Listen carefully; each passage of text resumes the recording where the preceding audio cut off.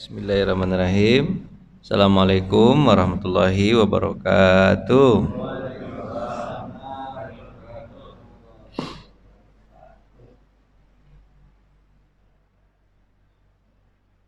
Alhamdulillah allazi bi ni'matihi tatimmus shalihat. Asyhadu an la ilaha illallah wa asyhadu anna Muhammadan abduhu wa rasuluhu la nabiyya ba'da amma ba'du.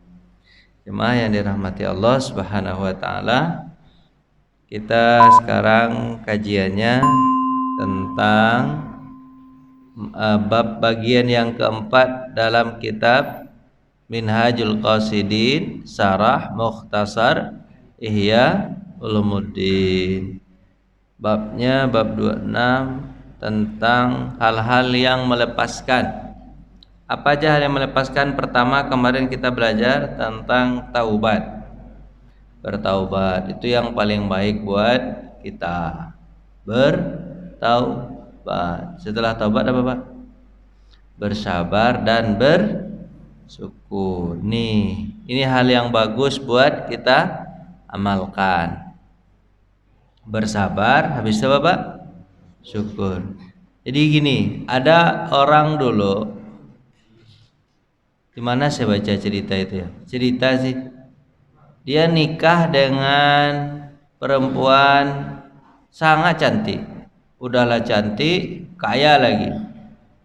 Cantik kaya. Dia suka sama perempuan itu. Terus orang bertanya kepada dia, Pak kalau nikah sama perempuan yang cantik, kaya begini, nanti sementara Bapak keadaannya begini aja. Keadaannya begini aja. Nanti kalau seandainya Bapak direndahkan gimana? Karena dia cantik dan kaya, sementara Bapak biasa-biasa aja. Apa kata dia? Saya di antara dua hal. Gak salah saya baca ini di majalah, gak salah. Saya di antara dua hal. Pertama, saya bersabar kalau seandainya dia cerewet. Kan dia ini, Pak. Kalau perempuan cantik itu biasanya gimana, Pak? Bapak istri Bapak cantik atau enggak? Cantik, kaya. Ya kalau seandainya dia cerewet, aku sabar dan aku masuk surga. Tapi kalau dia enggak cerewet dan dia baik, udahlah cantik, habis apa? Maka aku bersyukur. Aku pun masuk surga. Jadi antara dua itu aja, Pak. Antara dua itu. Kalau seandainya istri Bapak cerewet, apa yang ilmu yang harus Bapak dapatkan? Kamu pakai ilmu sabar. Tapi kalau dia baik, syukur. Tapi masalahnya begini, Pak. Kalau Bapak bersyukur, nanti ditambah sama Allah. Lain syakartum, ibu-ibu nanti mulai marah nih. Kan itu katanya. Kalau bersyukur kan ditambah. Terus Bapak nggak boleh bersyukur ya kalau dapat istri cantik, Pak. Bapak nggak paham ya? Bapak nih ya Allah. Ibu-ibu paham ya? Ibu paham banget tuh. La in syakartum la azinanakum wa la in kafartum inna azabi lasyadid. Kalau kamu bersyukur, nanti ditambah istrimu lagi. Enggak, maksudnya enggak begitu, Bapak Ibu. Enggak begitu maksudnya. Maksudnya bersyukur karena Allah sudah memberikan istri yang cantik dan kaya raya. Tapi yang paling penting apa? Soleha. Atau ada cerita lagi di majalah itu saya baca gini. Kalau misalnya nih, gini Pak, terbalik sekarang. Istrinya jelek, suaminya yang cantik. Terus orang bertanya kepada istrinya, istrinya yang jelek, suaminya yang ganteng. Terbalik. Istri jelek, suami kan ganteng. Ditanya sama orang, Bu, ibu nanti nggak takut suami ibu ini ganteng, gitu kan? Apa kata istrinya? Kalau suamiku ganteng, itu kan aku jelek, aku bersyukur, aku masuk surga. Sementara suamiku dapat aku jelek, dia bersabar dan dia juga pun masuk surga. Ya kan biasa aja. Ya kan? Kalau istrinya jadi apa tadi? Bersyukur karena dapat suami ganteng. Terus apa lagi? suaminya bersabar karena dapat istri jelek. Kedua-duanya masuk surga. Nah, gitu Bapak. Jadi antara itu aja. Saya punya kakak kelas Pak, punya kakak kelas. Tapi tak saya sebutkan namanya. Nanti Pak cari pula nama orang itu nanti. Kakak kelas saya itu Pak, dia nikah, isinya itu gendut pendek, sementara dia itu tinggi ganteng, istrinya gembrot pendek lagi, kayak angka 10 Pak. Dia angka 1, dia angka 10 itu istrinya.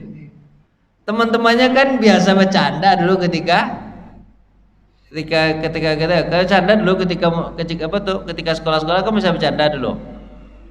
Terus pas ketika bersanding itu Pak, dibisikkan sama kawannya, kamu ketika memilih dia itu enggak pencuci muka kamu dulu. Bangun tidur habis itu apa? Langsung itu aja. Tak kamu cuci mukamu dulu, pilih istri kamu serang. Apa jawaban dia Pak? Jawaban dia itu Pak, dia bilangnya, saya pilih istri saya begini, saya sukanya mau begini, yang pendek yang gendut, itu yang saya suka kata dia. Saya nggak suka yang tinggi dan langsing, saya nggak suka. Saya sukanya apa? Pendek dan gendut. Lain-lain aja suka orang tuh Pak, serius Pak. Lain-lain Pak. Makanya teman-temannya jadi lain pula kesukaan kamu ya. Sukanya begitu gimana lagi? Pendek dan gendut. Bapak paham gak nih? Saya juga pernah pengalaman di Mesir nih. Pengalaman saya sendiri di Mesir Pak. Enggak, bukan hampir. Pengalaman saya sendiri di Mesir. Saya dengan teman saya, dengan teman saya Afrika, orang Afrika Pak, orang Nigeria. Nigeria Bapak ingat nggak gimana kira kulitnya Pak? Putih atau hitam? Yang putih giginya doang. Kalau malam Pak, kalau dia gak senyum gini, Bapak kita apa tuh? Tabrakan kita sama dia. Untung dia senyum, ada orang mah ternyata. Gelap, luar biasa gelap ya Pak. Terus saya di halte bersama teman saya Nigeria itu Pak. Terus ada lagi di seberang jalan di halte juga ada perempuan Eropa satu, anak gadis Eropa dan anak gadis Afrika. Jadi ada Eropa, ada Afrika. Kan kalau di Mesir itu Pak, di Al-Azhar itu Pak 90 negara ada di situ Pak. Dari seputih-putihnya sampai sehitam-hitamnya, dari semancung-mancungnya sampai sepeset-pesetnya ada di situ Pak. Jadi kalau gambaran atau ketahuan gitu. Kebetulan di depan halte sana itu perempuan, anak gadis, ada yang Eropa, ada yang Afrika. Dia berteman Eropa Afrika. Saya tanyalah sama teman saya Nigeria yang laki-laki nih, iseng-iseng aja, ngisi-ngisi waktu daripada nunggu bis. Saya tanya sama dia, menurut kamu antara dua yang di depan, anak gadis dua di depan itu, dari Eropa dan yang dari Eropa satu, Afrika satu, menurut kamu yang cantik yang mana? Kata saya. Memang saya serius bertanya itu. Sebenarnya iseng saya bertanya, tapi dia jawab serius. Apa kata dia? Menurut saya yang cantik yang Afrika tuh, kata dia. Yang hitam tuh. Kata saya. Serius lah kata saya. Serius kata dia. Yang cantik yang Eropa tuh yang putih, hidungnya mancung. Ini yang Afrika gelap peset lagi. Kan Afrika tuh gak pesek-pesek Bang. Bapak gak pernah lihat orang Afrika? Allah Bapak nih. Menurut saya yang Eropa yang itu yang cantik kata saya. Apa kata dia Pak? Enggak, yang Afrika tuh kata dia yang cantik. Lain aja Pak. Saya mikir-mikir, serius kamu nih? Serius kata dia. Makanya Pak, kalau seandainya kecenderungan semua orang kepada yang putih dan mancung hidungnya Pak, yang Afrika tentu nganggur. Tapi Allah bikin kecenderungan itu apa Pak? Beda-beda Pak. Ada yang suka? Jawablah Pak. Bapak mentang-mentang ada lebaran yang apa ya? Ada orang sukanya yang begitu Pak, yang hitam. Ada yang suka yang putih, ada yang suka yang peset. Apa katanya? Kenapa kamu suka yang peset? Biar tidak berebut udara, oksigen. Ya kan kalau yang pendek kan hidungnya sedikit Pak, oksigennya itu ngambilnya sedikit. Tapi kalau hidungnya panjang nanti berebut oksigen kan. Ya Allah ya Rabbi. Pokoknya Bapak bagaimana menilainya aja lah. Kalau nggak sabar ya syukur. Tapi kalau dapat istri sekarang ya begini ya udahlah, Pak sabar aja lah. Udah ini dapat. Atau sebaliknya apa Pak? Bersyukur aja lah. Ya Pak ya. Karena sabar dan syukur sama-sama masuk surga. Kata Umar bin Khattab, sabar dan syukur itu adalah dua sayap, seperti sayapnya burung. Kedua-duanya harus ada. Sayap burung Pak, kalau satu ada, yang satu lagi ada, kira-kira terbang atau nggak terbang Pak? Enggak. Satu kali kita kepakkan yang sabar, sekali kita kepakkan yang syukur. Akhirnya apa? Terbanglah dia, gitu Pak ya. Dan sabar dan syukur kata Umar bin Khattab sama-sama masuk surga di pintu yang sama. Jadi pintu sabar, pintu syukur situ juga dia. Di situ pintu sabar, di situ pula pintu syukur. Cuman Pak, yang lebih mudah Pak, apa Pak yang lebih mudah Pak? Mengamalkannya, bersabar atau bersyukur? Mana yang lebih mudah, bersabar atau bersyukur? Kok terbalik Bapak? Bersabar yang lebih mudah. Banyak orang yang lulus dalam ujian kesabaran, tapi banyak orang yang tergelincir tidak lulus dalam ujian bersyukur. Pas miskin ke masjid dia, pas kaya upah dia, ke mall dia. Itu Pak. Jadi banyak orang. Ini Bapak maunya mana nih? Bersyukur atau bersabar nih? Bingung bapaknya Bapak. Mau bersyukur atau bersabar nih? Dua-duanya.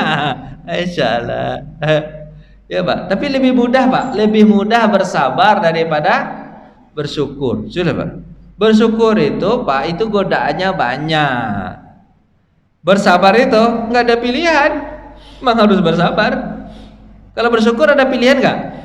Ada pilihan, mau ke masjid atau nggak ke masjid terserah saya. Nggak ada orang yang berani nyuruh ke masjid. Apa sebab? Apa sebab? Karena kaya, orang takut nyuruh. Tapi kalau orang miskin disuruh-suruh sama orang apa?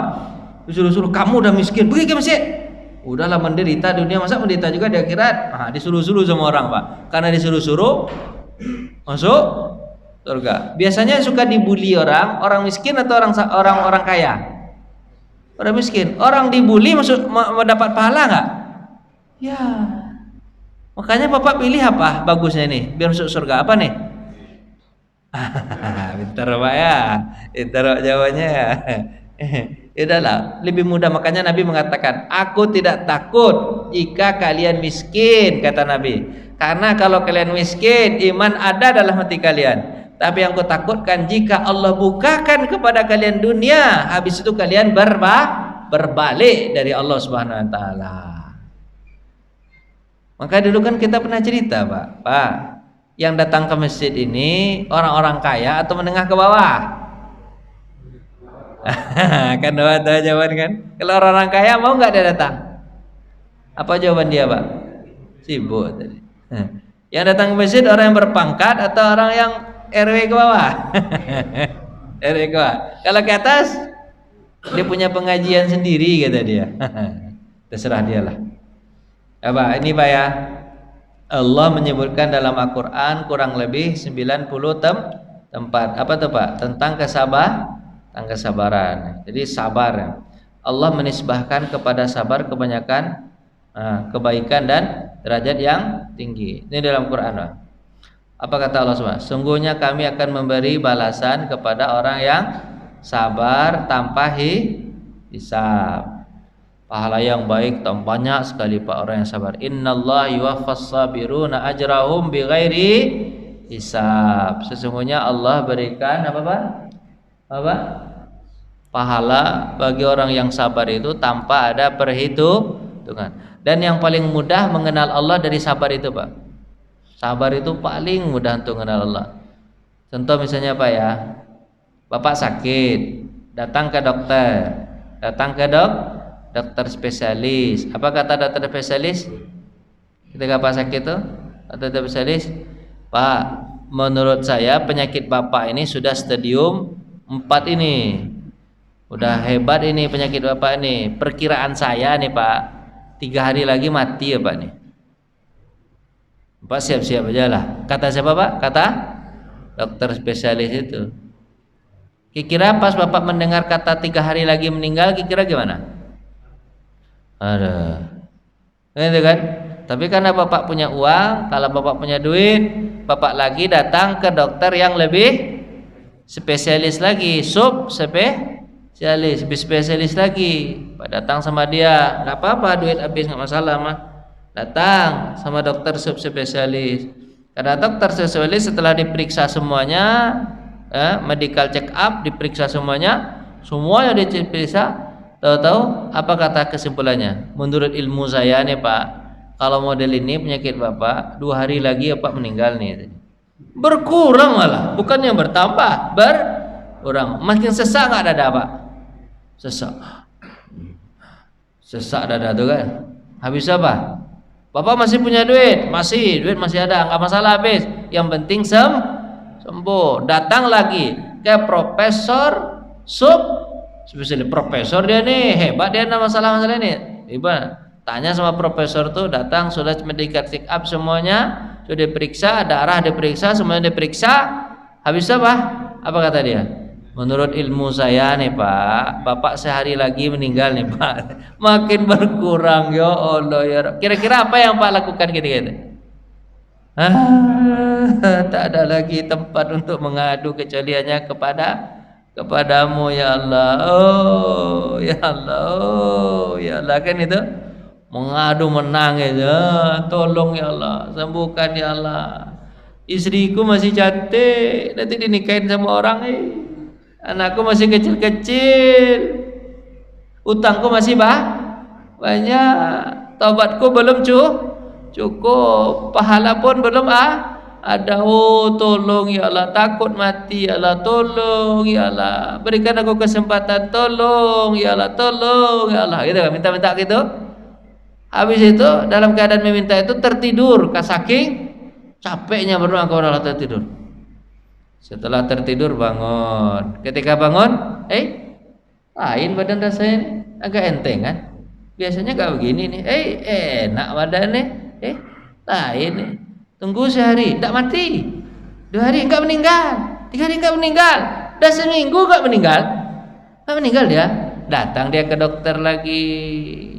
Pak dokter, hidup Bapak, kata dia.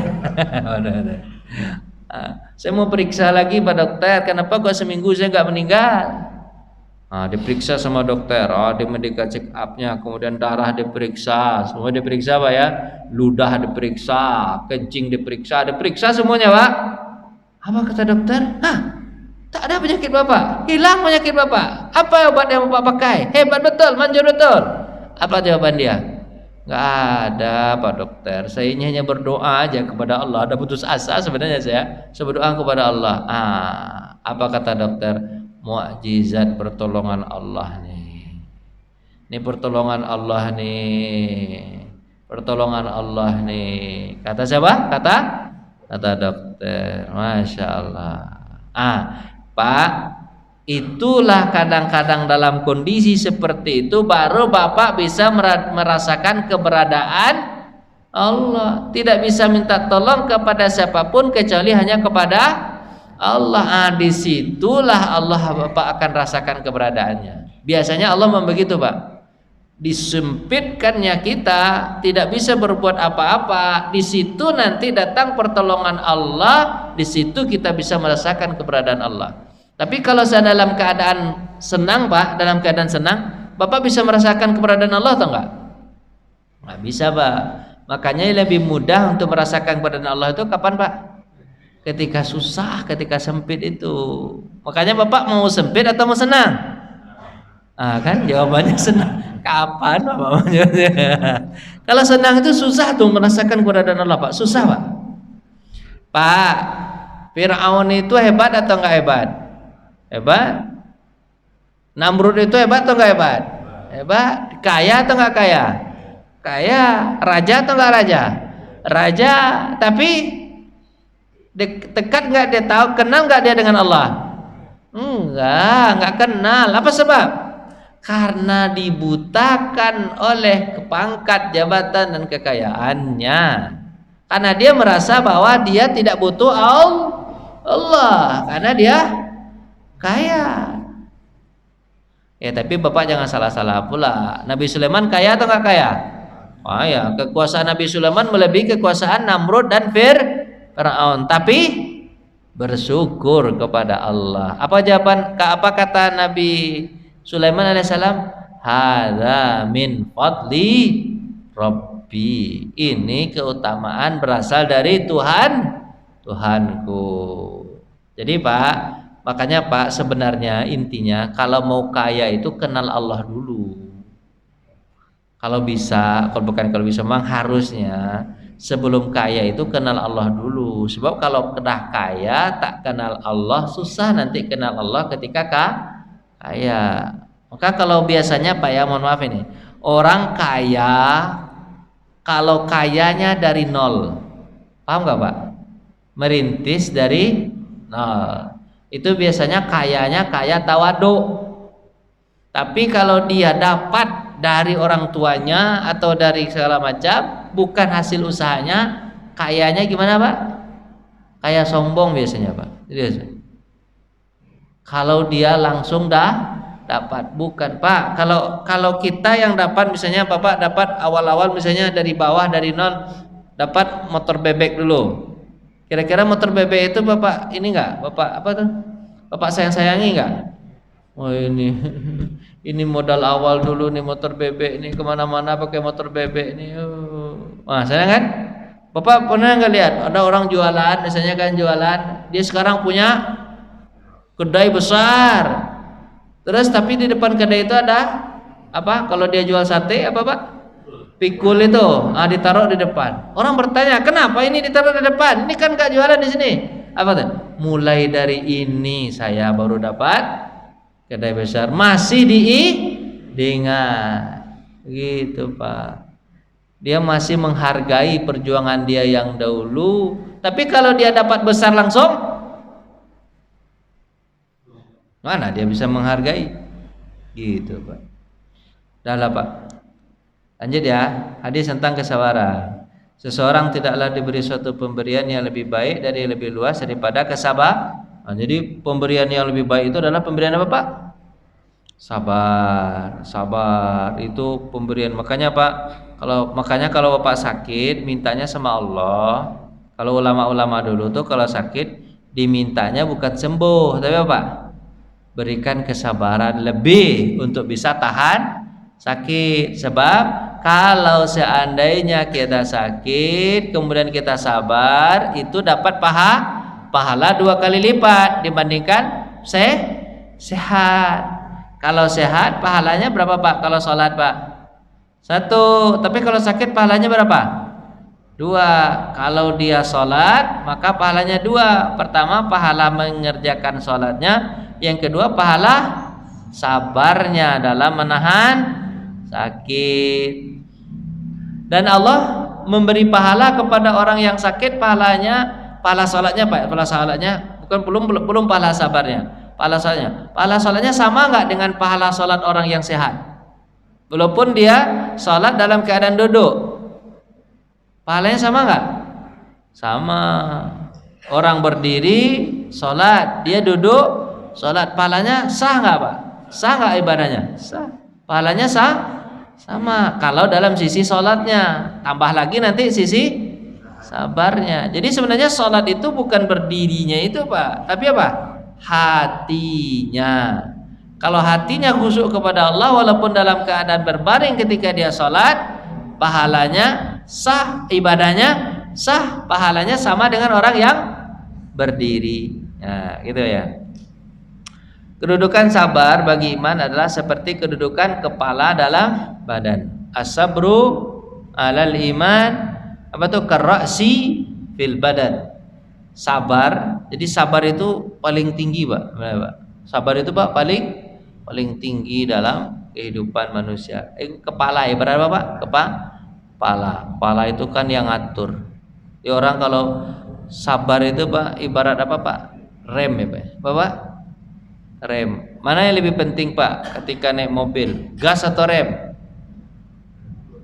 Dua-duanya penting, Pak, ya. Iya ya. Kalau nggak ada gas, nggak jalan dia. Kalau nggak ada rem, nanti belum dia ya. Hah? Iya, kalau nanjak oke gas, kalau turun baru pakai rem. Iya betul, Pak, ya. Makanya kalau bapak kaya butuhnya syukur itu kan gas. Kalau bapak miskin butuhnya apa? Sabar. Bapak sekarang kaya atau miskin? Berarti miskin, sabarlah bapaknya banyak ya. Sabar termasuk ciri khas manusia bila tidak diberikan kepada. Jadi, Pak, sabar itu ciri khas manusia. Sebab malaikat dan hewan ada sabarnya enggak? Malaikat itu jalannya lurus saja, Pak. Bapak mendengar enggak? Ketika dulu Nabi Muhammad SAW dilempar sama orang Taif, berdarah-darah kan? Darah-darah. Malaikat itu lurus-lurus saja. Orang kalau jahat dihukum. Apa kata malaikat Jibril dan dua malaikat penjaga gunung? Hai Muhammad, berdoa kepada Allah, maka bukit yang di Taif akan aku timbunkan ke orang Taif, dan bukit Abu Qubais yang ada di Mekah aku timbunkan ke orang Mekah. Sebab orang Mekah mengejar Nabi Muhammad datang ke Taif. Di Taif diusir. Maka apa kata dua orang malaikat penjaga itu, Pak? Aku timbunkan kepada mereka Taif dan aku timbunkan kepada mereka di Mekah. Apa jawaban Nabi? Enggak usah. Mereka itu enggak tahu aku ini Nabi. Malah aku berharap nanti lahir dari sulbi mereka orang-orang yang membela agama. Itu kata Nabi Muhammad SAW. Malaikat itu marah, Pak. Dia marah, Pak. Mereka itu marahnya itu memang marah karena kadarnya memang apa itu namanya? Ya kalau orang salah ya hukum gitu. Dia sabarnya nggak ada malaikat itu. Nah, terus apa kata malaikat? Kalau kau tak berdoa wahai Muhammad kepada Allah untuk menghancurkan orang Taif dan orang Mekah ini, jika seandainya darahmu jatuh saja ke tanah, langsung habis mereka. Makanya ketika Nabi mau jatuh darahnya ke tanah, Pak, diambilnya cepat. Mau jatuh, Pak, diambilnya cepat. Mau jatuh, diambilnya cepat. Bapak kira-kira gimana? Jatuh-jatuh aja lah, mati lah mereka, jatuhin aja lah darah ini kan gitu.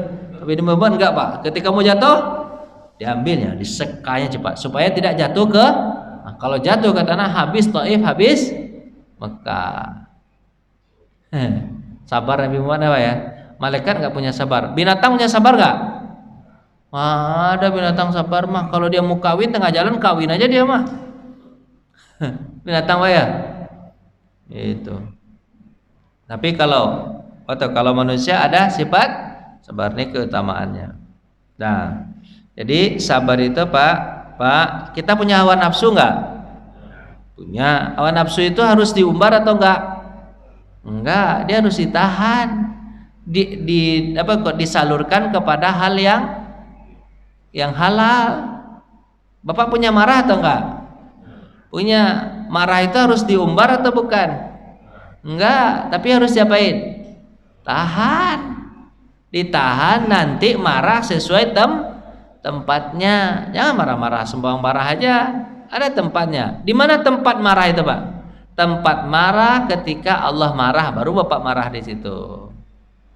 Kalau Allah tidak marah, Bapak enggak usah marah, santai aja. Di mana Allah marah? Jika ada orang melakukan melakukan dosa, anak Bapak, istri Bapak, baru di situ Bapak marah. Tapi kalau anak Bapak mecahin piring, marah nggak, Pak? Dia kecil mecahin piring, marah nggak? Nggak harus marah. Karena pun Allah tidak pun marah sama pecahan piring. Tangannya kecil, ya kan? Belum bisa megang piring yang tebal, pecah biasa aja. Tinggal ganti baru aja. Kalau seandainya piring itu nggak pecah, nanti yang jualan piring nggak laku-laku, kasihan kan? Sabar aja. Itu kan? Itulah. Tapi kalau dinasihatin, besok nak kalau piringnya itu berat, pegangnya pakai dua tangan. Tapi nggak usah marah-marah. Ini sebagian orang Pak, terhadap apa yang Allah tidak marah dia marah-marah. Tapi terhadap apa yang Allah marah dia nggak marah. Anaknya meninggalkan sholat dia santai aja. Di sini namanya Bapak Dayus. Apa itu Bapak Dayus? Bukan Gayus. Dayus. Apa itu Dayus? Membiarkan anak dalam keadaan salah. Itu namanya Pak pengecut. Namanya apa Pak? Pengecut. Harusnya Pak amar ma'ruf nahi mungkar. Bapak capek ya dengar saya? Tanyalah kalau gitu. Kalau Pak capek tanyalah. Ini tentang sabar dulu. Syukur belum nih ya? Syukur belum. Pak, sabar jasmani. Apa sabar jasmani Pak? Kalau Bapak dalam sabar jasmani mengikul kesulitan, Bapak susah, itu sabarnya jasmani. Kemudian Bapak beramal, itu sabar juga, sabar jasmani. Bapak ini Pak, Bapak sholat subuh ini sabar nggak nih? Ya butuh sabar ini, bangun, habis itu Pak wudu ke masjid, itu kan sabar tuh. Bapak duduk di sini sabar nggak? Sabar. Tunggu sebentar lagi, kita akan ada sarapannya. Sabar dulu, jangan sekarang. Kan sabar juga tuh. Sabar apa namanya? Sabar jasmani. Ya kan? Kalau nggak sabar kan Bapak makan sendiri tuh. Nah, sabar aja. Ada namanya sabar apa Pak? Sabar rohani. Sabar rohani itu dari apa? Dari hawa nafsu, tuntutan perut dan di bawah perut. Sabar itu sabar rohani itu dari nafsu itu. Lanjut. Jadi ada sabar jasmani, ada sabar rohani. Apa Pak? Gimana contohnya Pak? Terpaksa Pak ya? Iya boleh Pak, nggak ada masalah Pak. Itu namanya belajar sabar Pak. Sabar betul belum itu, tapi belajar sabar. Nih Pak Ustadz ini kapan lah berhenti nih ya Allah. Itu belajar sabar itu Pak. Belajar sabar. Dapat pahala nggak belajar sabar Pak? Orang belajar dapat pahala, tapi bilang dapat pahala, ya kan? Nah, cuman lama-lama nanti jangan terpaksa juga lagi. Lama-lama, masa dari dulu belajar aja, belajar sabar aja sampai sekarang nggak sabar-sabar. Lama-lama dilatih. Gimana cara melatih Pak supaya dia nggak terpaksa Pak? Nah, ya bersyukur ya. Latih itu ya Allah. Capek saya, lelah saya, pasti ada pahala. Ini yang terbaik, insya Allah ini yang terbaik, insya Allah ini yang terbaik, insya Allah ini yang terbaik. Bapak ingat-ingat nikmat Allah yang besar nanti di surga. Pak ingat aja terus, Pak ingat. Nanti itu terlatih itu sabarnya Pak. Sabar itu Pak, dia dilatih. Karena dia adalah, jadi Pak, dia itu memang punya, kita ini sabar itu punya chip dalam diri. Apa tuh chip itu Pak? Kalau dalam Nabi itu mengatakan Allah memberikan kepadamu ketika kamu hidup lahir di dunia itu dua hal. Pertama santun, yang kedua sabar. Itu ada sebenarnya dalam diri itu Pak. Sudah ada dalam diri kita Pak. Santun. Tapi supaya dia tetap apa Pak? Muncul gimana Pak? Dilatih. Santun itu bisa nggak semua orang Pak? Santun itu bisa Pak. Contoh misalnya kepada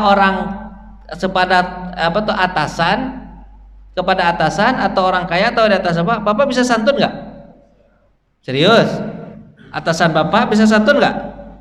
Omongannya bisa bagus nggak? Bisa. Kalau bisa santun ke atas, pas ke bawah, ke bawahan atau ke anggota bisa santun atau enggak? Harusnya bisa juga. Kenapa? Karena kan sudah ke atas sudah bisa santun, ke bawah tinggal santun. Tapi kenapa kok kadang-kadang orang terbalik Pak? Ke atas santun tapi ke bawah bawaannya marah-marah aja. Kenapa Pak? Arogan. Berarti latihannya kurang. Dia dilatih terus, latihannya kurang. Jadi Pak, akhlak itu apa kata Nabi SAW? Akhlak itu bukan diwarisi, tapi Pak diajarkan.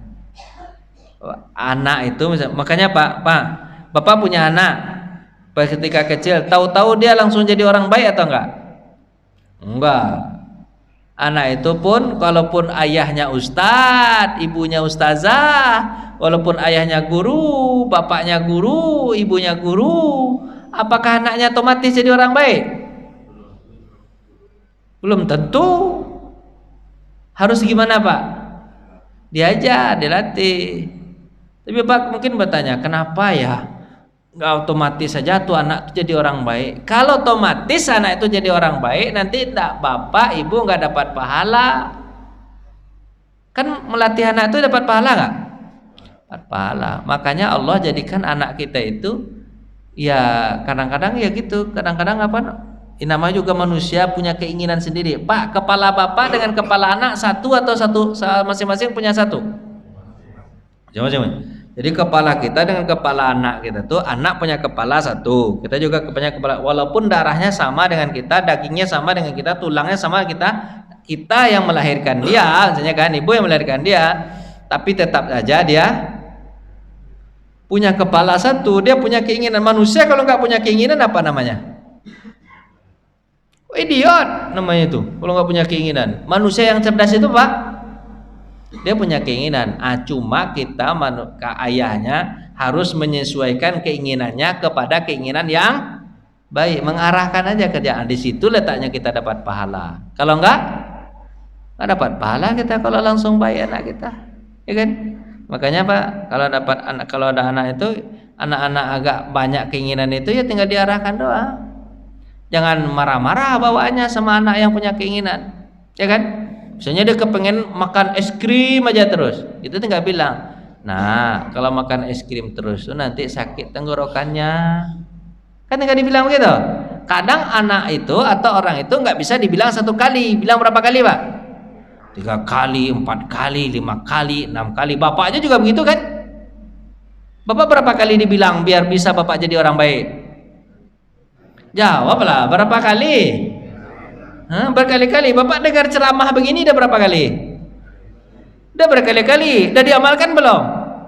Belum juga kan? Sama aja bapak dengan anak bapak berarti kan?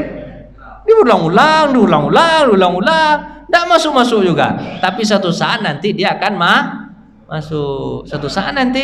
Jadi ilmu itu kadang-kadang ada ulama mengatakan ilmu itu kadang-kadang kali yang ke-1000-nya baru paham. Gitu. Ilmu itu begitu Pak, diulang-ulang. Makanya Al-Quran itu disebut apa?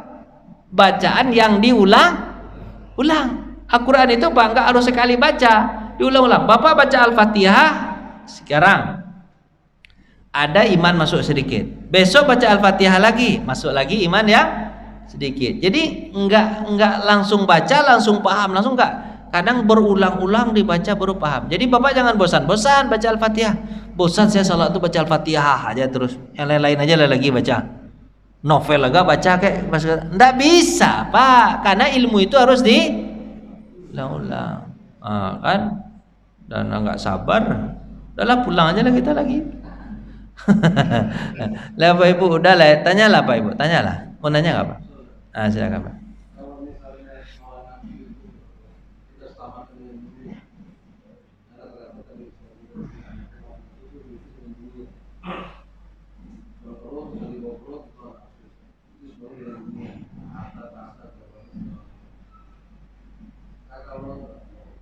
Di satu sisi dunia, di satu sisi Allah.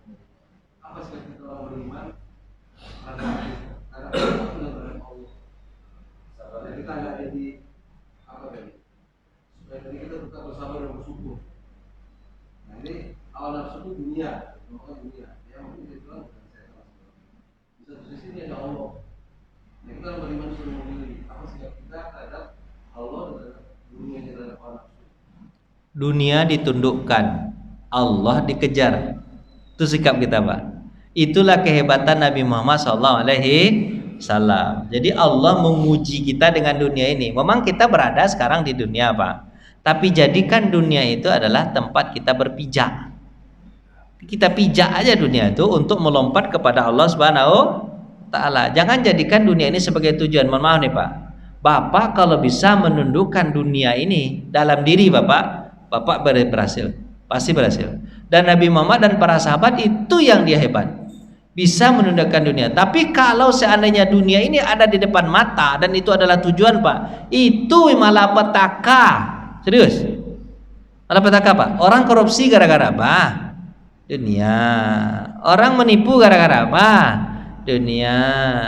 Orang selingkuh gara-gara apa? Dunia. Semuanya gara-gara dunia Pak. Orang tergelincir gara-gara dunia. Nabi Muhammad itu pandainya Nabi Muhammad, tidak memandang dunia sesuatu tujuan, tapi memandang dunia adalah sarana untuk menuju Allah. Itu hebatnya Pak. Jadi Pak, ya dunia itu ya begitu, diinjak, bukan dijunjung, bukan di hati. Kalau Bapak mikul dunia berat itu Pak, berat sekali. Maka tujuannya ke Allah. Itu pula ujiannya Pak. Kalau Bapak bisa menundukkan hawa nafsu Bapak tuh, kemudian Bapak mengarahkannya kepada Allah, di situ keberhasilan. Dan itu hebatnya Nabi Muhammad Pak.